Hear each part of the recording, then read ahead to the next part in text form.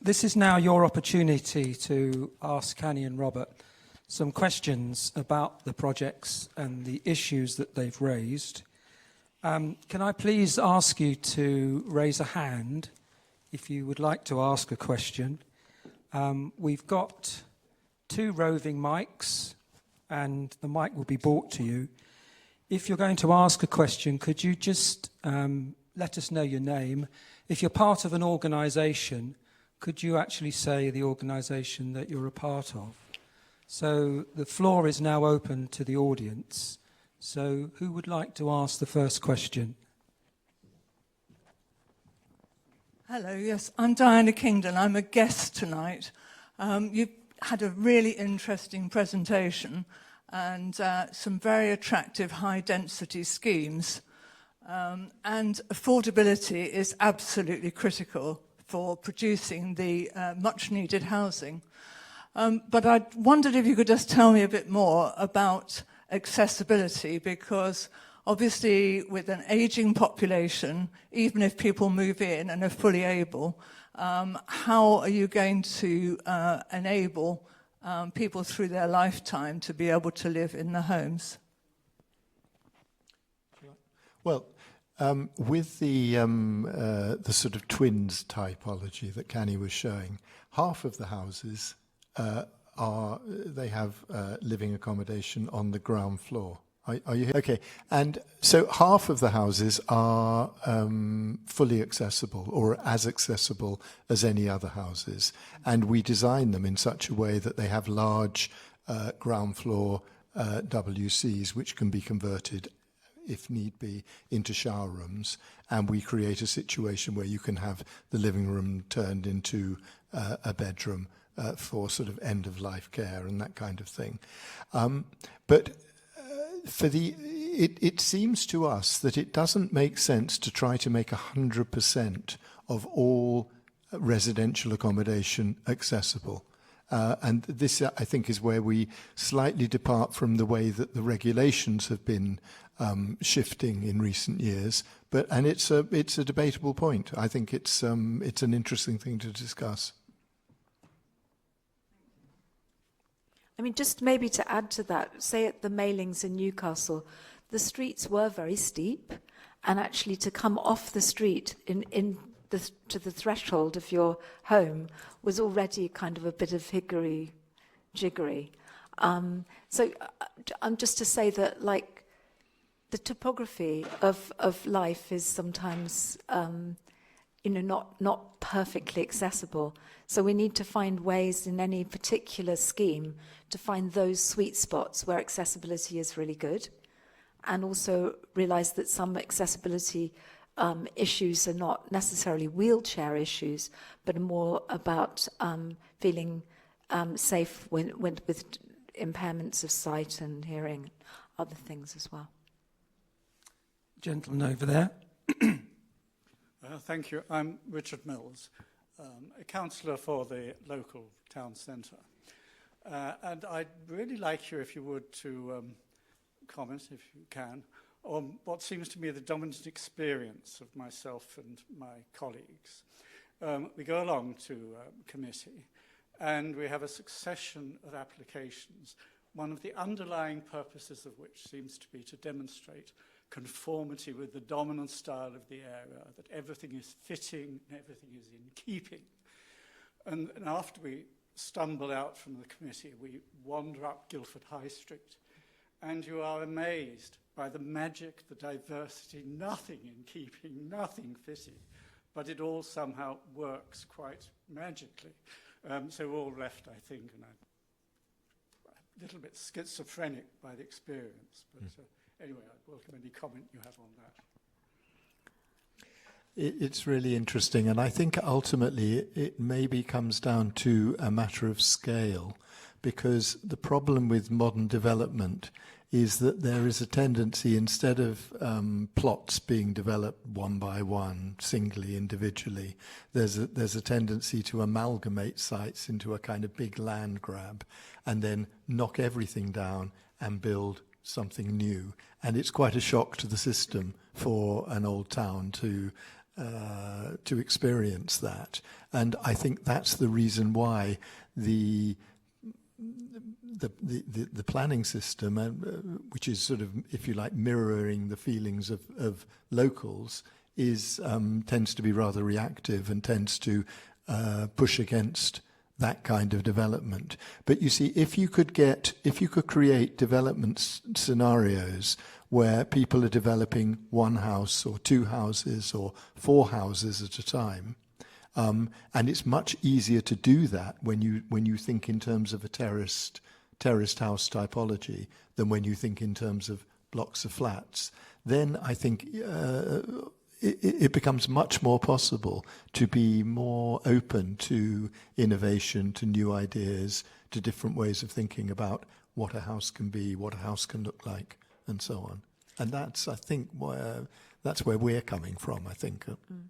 I think there has been this idea that in order to make things viable, that you really need to land assemble and get a really kind of juicy set of figures in the spreadsheet. But what we're feeling very often is that the opposite should happen. In fact, we should start parcelizing. If we're taking, say, an old industrial site, we might think about employment at the same time as housing. We might decide that to divide it into lots and lots of little plots and raise the land values for owners more effectively than pushing it all together, because people, there's a pent-up rage in this country for people to do their own thing and to develop that, maybe not completely on their own, but as Robert was saying, I think a lot of people would dream about doing four houses together, because you would get better value when you buy, if you like, retail from Barratt's and other house builders. You don't get the same value as if you'd bought a plot of land and developed four homes. Yeah, less risky but more expensive with Barratt's. Okay, I'm looking around the room. There's two ladies in the centre there. Firstly, the lady in the row nearer to us. Yes. You haven't said much about cars. Are any cars, the schemes that you've described, do they have any car spaces or? Yeah. Yes. We don't say much about cars because we're not really that interested in cars. And what we do is we just sort of fit cars in where they fit. So, for example, that project I showed you in Southwold, there's actually one car for every house. The project we showed you in Newcastle, there's one car for every house. But more the pity, actually. They wanted us in Newcastle to have 2 cars a house, and we fought them down to 1 car. I think, forward-looking people are looking at 0.4 cars to a home, because a lot of young people are not that excited about owning a car or even learning to drive. And there is, as I said, on the profitable neighbourhoods side, there were some cars in that sort of dreamy image at the back. You can join a car club. You don't actually have to always own a car if you only want to use it from time to time to go and see family or something.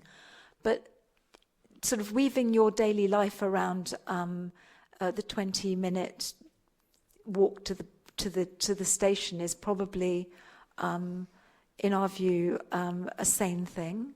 Because you know what? Not everybody can drive. If you're not of age, you can't drive. And if your eyesight is failing, you can't drive. So it is actually quite excluding the car culture. But we're aware of the fact it's a very controversial issue, and people have very strong views on cars. Yeah. And I know probably in a place like Guildford, it may be that most of you feel we couldn't manage without a car. But what we're suggesting is that if there was a different form of urban development where things were within walking distance, rather than always having to get into a car in order to buy a pint of milk, take one's kids to school, go to see the doctor, or whatever it is, if that situation existed, then one wouldn't need to use one's car so much.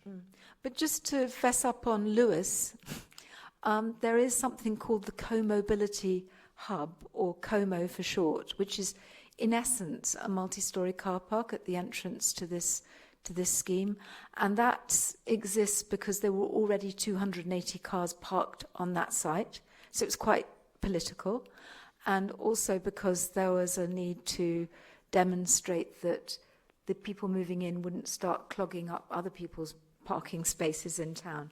So I think it takes like 360 cars in this multi-storey timber-clad kind of, not a car park, but a Como. And on the ground floor, you can, the images that you, the way that it's talked about, there's lots and lots of rickshaws that you can rent, electric ones, and cargo bikes, electric ones. And so that it's a multimodal thinking about transport and how you move up and down hills, and that it's for everyone. Bikes are for everyone. Can we go to the lady in the centre there with the mic? Yeah, I wanted to, I'm Tina Lekaku, I work in the university, in fact. So I wanted to ask you, in all these high-density schemes, you talk about residential, you talk about hundreds of new houses, 650 you mentioned somewhere, but you don't talk about the new school. You need for 650 houses for families, you would need a new primary school and a new secondary school. Where do this come in your schemes? Well, you're right. Depending on if we're talking about, we did a profitable neighbourhood of 8,000 homes in Slovakia for a competition, and certainly there we were looking at all of that infrastructure. So far in the UK, nobody's offered us that opportunity, but that's what the problem is in the UK, is education in primary and mainly secondary school, I would say. Yeah, and secondary. That there is not enough schools. Yeah. And so just on a kind if of... you build all these houses in Guildford, although Guildford is supposed to have relatively good number of schools, still you will have so many new people, so many new families. And you mentioned that you don't get cars, but then if they don't have a school in walking distance, then in the morning all the traffic in Guildford is with the parents driving their kids to school. They come from all the surrounding areas, they drive their schools to Guildford. And that's they need really train to come just here. a pain for the parents, but actually if you're a 13-year-old, it's quite debilitating to be isolated. And there is actually a growing number of suicides among young people.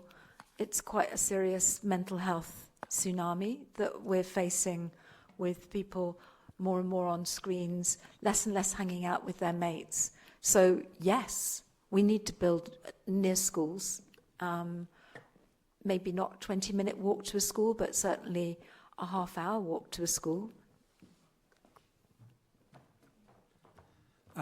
Gentleman in the centre there with the lime green shirt and the glasses, I think it's Nick. But you won't get schools unless you build dense. Do you know what I mean? If you have sprawl, you can't get the schools anywhere near people. Nick Allen from, I'm part of the Guilford Society and also an architect. Thank you for a very stimulating talk.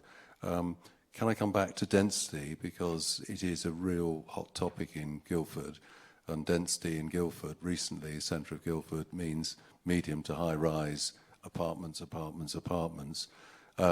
How do we challenge this and have schemes, especially like your Newcastle scheme, where we're creating real homes that are pleasant homes with gardens and that are much more what people really want than tons of apartments? How can we challenge it? I think the problem about apartments is that since the fire regulations have changed post-Grenfell, we have to have somehow the small 4-storey apartment block is always driven up to being sort of 7 stories typically, because if it goes to 8, it's the second staircase. But these blocks, when you make them, and you need to make them viable and affordable, they're really stiff, because you've got, to get to people's front doors, you've got to build it in a way that makes sense with panelized systems and pods, sanitary pods and everything. And before you know it, you've got a sort of a Jenga game on a site like we were just looking at by the station there, the Walnut Tree Place, where you've got some curves to the topography, you've got some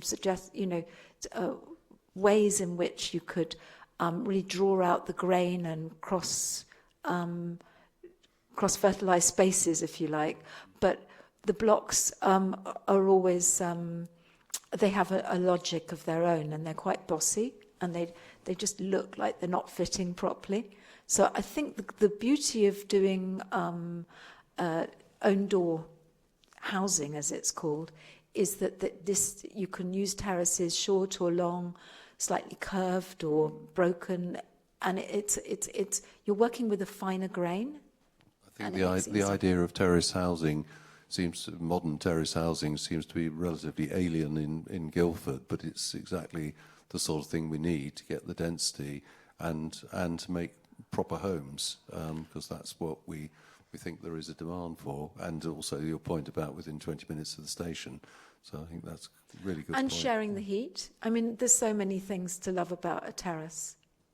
Yeah, I mean, I think it's probably worth saying that we can't match the density of, say, 20-storey towers and things like that. But when people are building them, which they tend to do 6, 8, 12-storey towers, we can match that density with terraced housing. But certain things have to give, and we've been discussing some of those. One of them is accessibility. We can't create 100% accessibility if we want to make the most of a terraced housing typology. We can't also create the separation distances that some planning authorities regard as kind of non-negotiable, of 20, 25 metres, sometimes 16 metres between buildings, because you can't then get the densities you need. But for us, by increasing the density and by not having those separations, you actually create a much more neighbourly, much more convivial environment and community, and it makes it safer, happier, healthier for everybody to live like that. Yeah. I mean, it's very interesting in London, for example. Does anyone want to guess what the densest part of London is? It's not the new estates, with 20-storey towers. It's Maida Vale with 6-storey mansion blocks. And then, Kensington with 4, 5, 6-storey buildings is also very, very dense. And you can do it with traditional building, and it creates a fantastic and very valued environment. There's a gentleman at the back. Thanks very much. As a mature landscape planner and architect, I wince whenever I hear the word garden villages mentioned in the new housing promotions.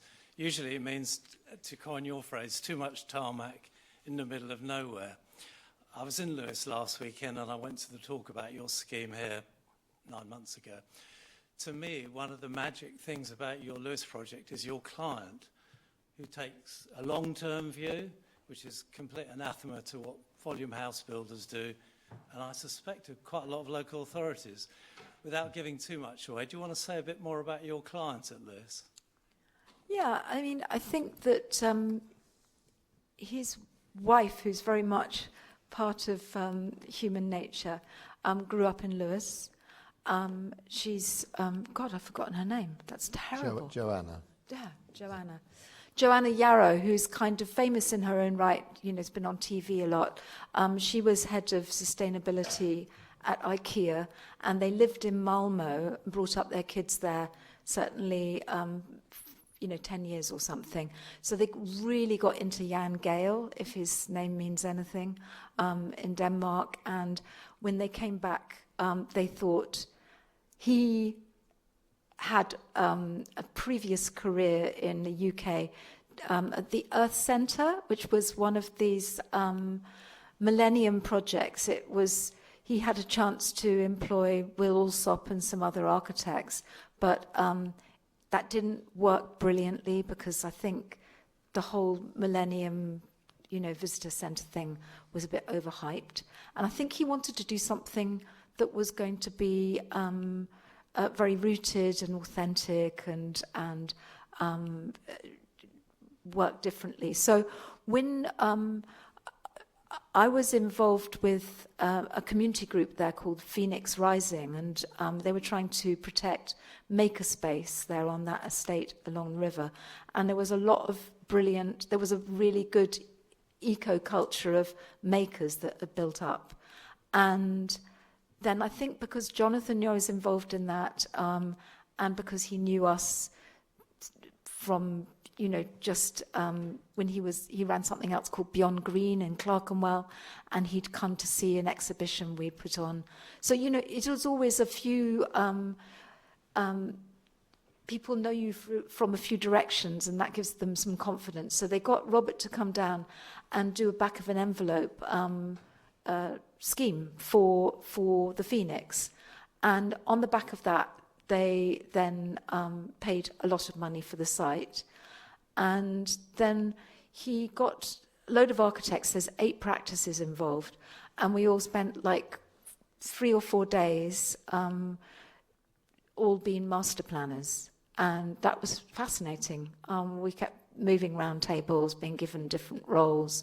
There was a kind of model in the middle, which Periscope, the landscape architects, had with this stuff I'd never seen before, which is a kind of sand that's kind of called gravity sand. Do you know that? You can change the landscape a bit. So it's all really tactile. It's like being back at school. And off the back of that, we all produced a document, which was a master plan. So ours was called First Thoughts. And that's unusual. That's very unusual that you get that much dialogue. And we were also doing quite a bit with local people, which culminated in something of a 3-day festival, Friday, Saturday and Sunday. And from 11 in the morning till way after midnight, there were bands every day. So loads and loads of local music. You had to be really bad not to be invited to participate in that. And then the big warehouses had architecture exhibitions, and people could come and I think that ours was quite popular because we made some benches and long tables, and people just sit down and start sort of talking over plans, mostly our hand-drawn scribbles, but they just felt that there was a space to challenge and discuss, and we got a lot of flack for the accessibility and the car parking, of course. But also some people saying, I really like that one, actually. How do I buy it, So, and the affordability was another huge, huge thing. Anyway, human nature have taken on, I think, probably a lot, and I'm hoping that they'll see it through. They've appointed somebody called Clarissa Brummel, who's head of social imagination. They always have these kind of grand titles. They've got a team there that just deal with local timber and how to use it in the project. So we'll see. Let's keep our fingers crossed. Okay, I'm very conscious of the time, and we've got a lot of enthusiasm in the audience to make further questions. I'm going to have to apologise to those that are not getting this opportunity. I'm going to take one final question from Niels, and then we'll have to draw it to a close. Yeah, thank you. My name's Nils. I'm an architect. I'm also with the Guilford Society. Affordability is a huge issue at the moment in housing, particularly in Guildford. And you must have given it an awful lot of thought. And I just wondered what your solution is to that. Oh, go on. Sorry. No, I think that the main contribution we can make is finding ways of building which is effective and simple and relatively cheap. It's never going to be very cheap because building is a very expensive activity. But if we can make buildings which are significantly cheaper than they might otherwise be, there's more scope for providing and creating more affordable housing. But the real problem is outside of our boundary, if you like. It's the cost of land rather than the cost of building. And until all these kind of auctions between developers stop, you know, where they keep selling land to one another and they end up paying too much for the land, and therefore they claim that they can't create viability for their schemes without having only a tiny bit of affordable housing. Until that happens, you know, we're never really going to solve Well, I this mean, problem. I think that we with profitable neighbourhoods, what we're trying to do is actually focus on the rental market, because a lot of people are not going to be buying homes in this next generation. And whilst one can say, oh, that's really bad to do that because it's asset stripping the next generation, a lot of us feel that we have more security in life because we own something. And, you know, things which were like shared ownership haven't really made people feel that security. So I think it's a huge issue.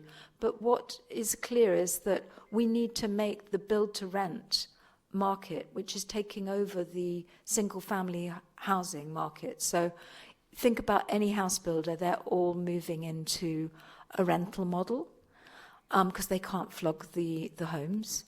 And that rental model needs to be, there needs to be a design job done on it so that it does actually reward people for staying longer. That's good for the patient capital, that there's no voids in the estates. I don't want to call them estates, they're going to be integrated parts of the town. But the fact is we need to make a governance system which rewards people renting and contributing to their communities. And that's what's sort of missing at the moment. But I think that we have to face up to the fact that is affordability is going to be come with a mixed tenure offer, so that you'll either buy or you'll rent. But you know that we don't want to make that a divisive thing. That the neighbourhood is still the neighbourhood, and that there's choice in there. Okay, Cany, I'm going to have to call it a halt. Alistair, would you like to give the vote of thanks? Okay, hope you can hear me. Thank you very much for coming. Could you please put your hands together to thank the speakers this evening?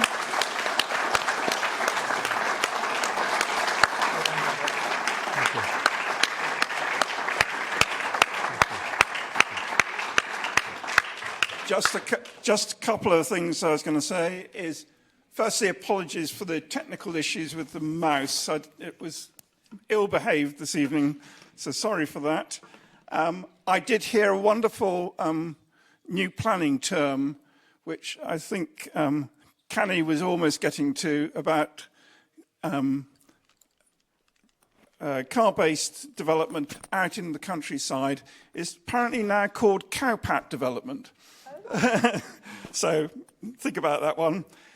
By the way, you can go onto our website or get a card down at the front here, which you can go and search very quickly just on it for Phoenix, and you'll find plenty of information, a lot of information and links to the Phoenix project on the Guilford Society website.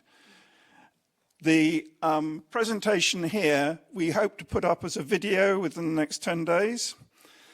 And then finally, I'd like to say is thank you to the university for hosting us this evening. Thank you to the Guilford Society Design and Heritage Group, and particularly Peter for managing the group to organise this evening. And finally, to the audience, I'd like to thank you all for coming. And on that note, I think round of applause for everyone, and particularly our speakers again.